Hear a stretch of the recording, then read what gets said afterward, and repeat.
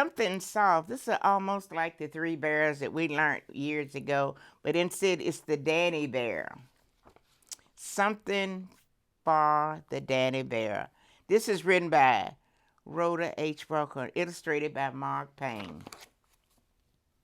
My name is Cornelia Teasley. One morning at breakfast, Mama Bear said, "You must start thinking about our long winter naps." "I'm not napping," said Danny. "Not napping," said Mama. "Not napping," said Papa. "Not napping," said Danny. "The ground is too lumpy and bumpy." That afternoon, Danny was deep in thoughts when his friend Blackie Crow came by. "Hi, Danny. Why are you so quiet?" asked Blackie. "I'm thinking." "About what?" "I'm thinking how nice it would be to have something soft to sleep on," said Danny. "The ground is too lumpy and bumpy."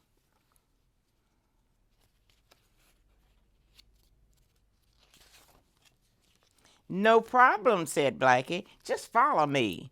"Where to?" "The dump." "That's what?" asked Danny. "The dump," replied Blackie, "is full of soft things." We're going to see what it's thick of.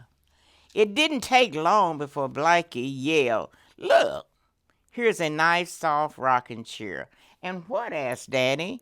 "A rocking chair," said Blackie. "You just sit in it, rock a little, and nap at times." "It's too big," said Danny. "It's too big for you," answered Blackie. "But your mama would just love it." So pushing and pulling, grunting and groaning, they finally got the chair into one room of Danny's house. That night after dinner, Mama sat in the rocking chair, rocked and bingoed. She was soon napping peacefully. Early the next morning, Danny and Blackie were back at the dump. Looky here," yelled Blackie.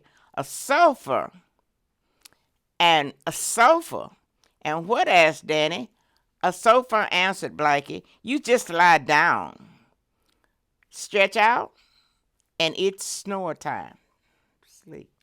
"It's too big," said Danny. "It's too big for you," replied Blackie. "But your papa would love it." So Papa's in the chair. So push and pull, grunting and groaning, they finally got the sofa into another room of Danny's house.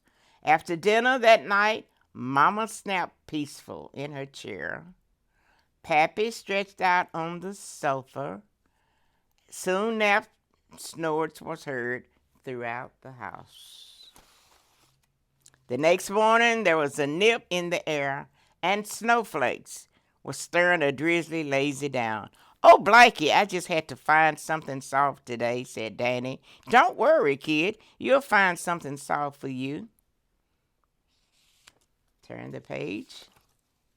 And find something that did for it. Wasn't long before Blackie cried out, "Look-a here!" Under the chair, boxes, pails, and mops was the softest feathers, matches you did ever see. It even had its own blanket. "Now, this is soft," said Blackie, sitting down in the feathered mattress. "Just sink in. Pull the blanket up over your chin. Close your eyes, and you're in heaven. And it's just my size," laughed Danny. So push and pull, grunting and groaning, they finally got the mattress into the third room of Danny's house. That night, after dinner, Mama napped. Papa snored happily on the sofa, and Danny sank deep down into his feathered mattress, pulled the blanket up over his chin, closed his eyes, and soon fell asleep. Sleep, sleep.